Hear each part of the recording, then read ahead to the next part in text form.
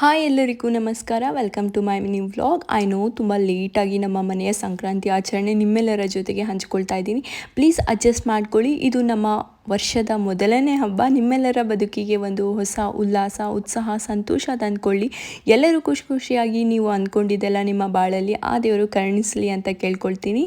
ನನ್ನ ಈ ಒಂದು ವರ್ಷ ತುಂಬ ಚೆನ್ನಾಗಿಯೇ ಸ್ಟಾರ್ಟ್ ಆಗಿದೆ. ಪ್ರತಿ ವರ್ಷ ಸ್ಟಾರ್ಟ್ ಆಗೋ ಹಾಗಿಲ್ಲ, ಅದು ಇದು ಅಂತ ರೆಸೊಲ್ಯೂಷನ್ ಇಟ್ಕೊಳ್ತಿದೆ.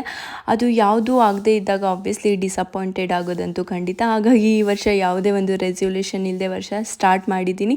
ಲೈಫ್ನ ನಾವು ಯಾವಾಗ ತೀರಾ ಪರ್ಸ್ನಲ್ ಆಗಿ ತೊಗೊಂಡ್ಬಿಡ್ತೀವೋ ಆವಾಗ ಏನೂ ಆಗಲ್ಲ. ಜೀವನ ಆರಾಮಾಗಿ ಹೋಗಲಿ, ಜಸ್ಟ್ ಮಾಡ್ತಿರೋ ಕೆಲಸದ ಮೇಲೆ ಫೋಕಸ್ ಮಾಡಿ.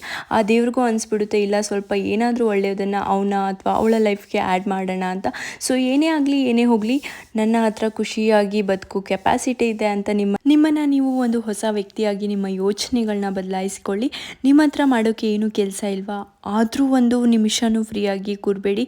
ಏನಾದರೂ ಕೆಲಸ ಹುಡುಕಿ ಮಾಡಿ. ಆವಾಗ ನೋಡಿ ನಿಮಗೆ ಯಾವ ನೆಗೆಟಿವ್ ಥಾಟ್ಸ್ ಕೂಡ ನಿಮ್ಮ ಹತ್ರ ಸುಳಿಯಲ್ಲ. ನಮ್ಮ ಬಾಡಿಗೆ ಯಾವಾಗ ರೆಸ್ಟ್ ಕೊಡಬೇಕು ಗೊತ್ತಾ, ಒಂದು ತೀರಾ ಟಯರ್ಡ್ ಆದಾಗ, ಇನ್ನೊಂದು ರಾತ್ರಿ ಮಲಗುವಾಗ, ಕಡೆಯದಾಗಿ ಅದು ನಾವು ದೇವ್ರ ಹತ್ರ ಹೋಗುವಾಗ ಯಾವಾಗಲೂ ಆ್ಯಕ್ಟಿವ್ ಆಗಿ ಇರೋದು ನಮ್ಮನ್ನು ಒಂದು ಬೇರೆ ವ್ಯಕ್ತಿಯಾಗಿ ಬದಲಾಯಿಸಿ ಬಿಡುತ್ತೆ.